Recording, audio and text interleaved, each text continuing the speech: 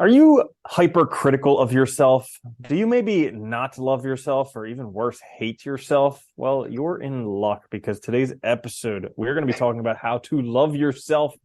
This is the Existential Stoic podcast. I'm Randy. That's Danny. What's going on, Danny? What's up, Randy? Danny, have you ever not loved yourself? Yeah, I think I have in the past, and it's a horrible, horrible feeling. I think it's Hmm. very hard. I think everybody struggled with it in probably a matter of degree. But Yeah. once you start loving yourself, I think things are a lot better. Yeah, some people definitely more than others. And I think like American or maybe Western society, it's easier not to love yourself. I remember I heard this thing about the Dalai Lama. He was once giving a lecture and somebody asked him, because the Dalai Lama had a translator because he didn't speak all these different languages. And so somebody asked him, like, what do I do if I don't love myself? And the Dalai Lama like had his translator translate it like 4 or 5 times. He just couldn't understand it because he just couldn't Yeah. believe that somebody wouldn't love themselves. And then once he understood, like the person didn't love himself, he started crying. Yeah, well, think about how just contradictory that is, right? I mean, you are yourself. Hmm. How can you not love yourself?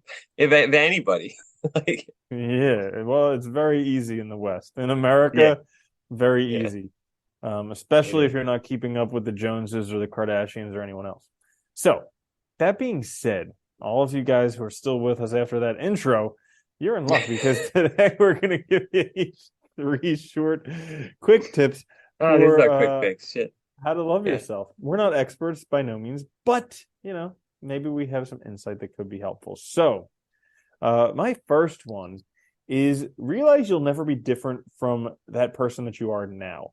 And the reason that I say this is because a lot of people are like, I'll love myself when I have that body or when I have that spouse or when I have that Yeah. house or that amount of money or that car or that thing, whatever else. We'll be happy when we have those things. We'll love ourselves when we have those things. But until then, I'm going to hate myself and just do all this stuff. And it's like we have this false mental model because we'll never get Yeah. to like right now, the only thing you have is what you have right now. So you might as well start practicing loving what you have right now. And then when you get that other stuff, you can love yourself then too. No, I like that one too because it's important. Like those external things aren't going to change you, and they're not going to change your attitude towards yourself at all. And I think people we make the mistake that it will, and then we're always, we always find out the truth once we get it, that it doesn't really change our state of mind or how happy we are or how we feel about ourselves. Yeah. And plus you've built up the habit of delaying your loving yourself. So Yeah. if you're not doing it now, once you get that thing you say you're going to love yourself for, you're not going to do it then anyways. Yeah, you've already trained yourself. I like that one. Mm-hmm. My first one is stop making excuses and start acting. And I think this is important because at least personally, this is more like, I guess, anecdotal, but you know, I always have a hard time when I'm like, down and stuff when I'm not doing things because I'm not like taking action. I'm not like, living my life. I'm not making choices. And I think once you start doing that for yourself, that can really help sort of affirm your value and affirm like, that you have worth to yourself. And that makes it easier to love yourself because you have things that you can point to about yourself that you love, things that you've done, choices that you've made, so forth and so on. Yeah, fake it till you make it. And they say that action follows, or no, emotion follows action. Emotion follows motion. That's what it is. So if you start taking the motions of someone who loves themselves, eventually you just might love yourself. Thank God you know all I'm saying. I, I know, right? I can If it's never a remember saying, them. it's got to be true. Yeah, All they're always good. right. My second one is compare yourself to yourself. And this is for two reasons. One, if you compare yourself to others, you'll just be disappointed.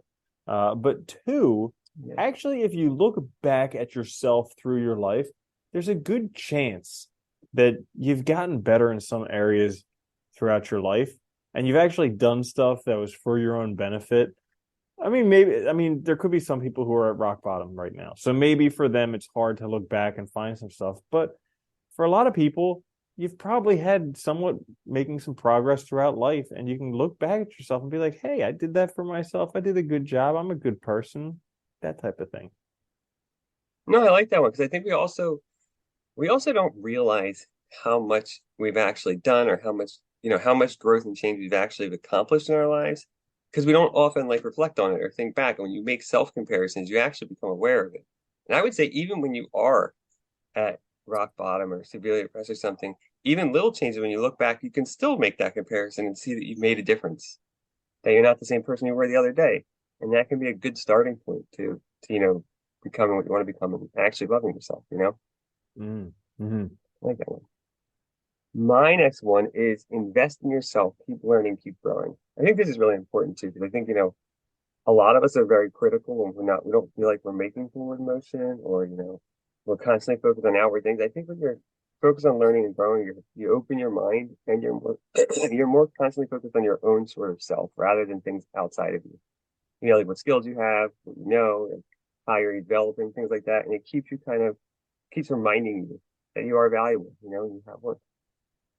Yeah, and I think it's important what you said, invest in yourself, not buy yourself stuff, because those are Yeah. two kind of like different Yeah, ideas. totally Like different. invest in yourself is buying things for yourself that you expect to have a greater payoff in the future, as opposed Yeah. to just like, you know, what is it called? Retail therapy, buying yourself stuff just to try Yeah. and make yourself feel better. Yeah, that's a Yeah. good one. My last one is I got this from the book Love Yourself Like Your Life Depends on It. And it was written by Naval Ravikant's brother, Kamal Really? Ravikant. Yeah, go figure. I didn't know you had a But brother. Huh. it's neither did I, and then I read the book. How about that? There Uh, you go. yeah, but uh, he says, say I love myself to yourself multiple times throughout the day, at least 10 times a day. And you can just do it all in a row. Best if you're doing it looking in a mirror, looking right at your eyes. But, I do it a lot of times when I'm waiting, like when I'm waiting in an elevator or when I'm waiting in line somewhere or when I'm stuck in traffic. Just like anytime when I'm just kind of sitting there and there's nothing else to do, I just start doing it just to kind of get it going in the brain. That's a good idea too, because they always say like saying things out loud too is like much better than like just inside, because you actually like really affirm it and you hear it too, instead of just like hearing it just internally in your like kind of consciousness. I like that one. And you keep reminding Mhm. yourself the same thing that you are worthy of love. My last one is believe in yourself.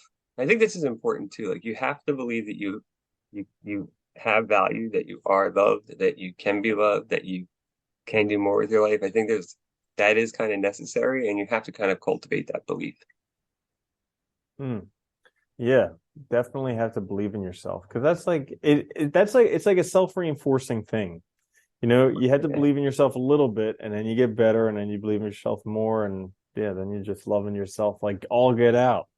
I think it's true of So, all of them. The more you do them, they just keep building, mm, you know? yeah, Yeah. so by the end of this six, people should be loving themselves like real hard, you know?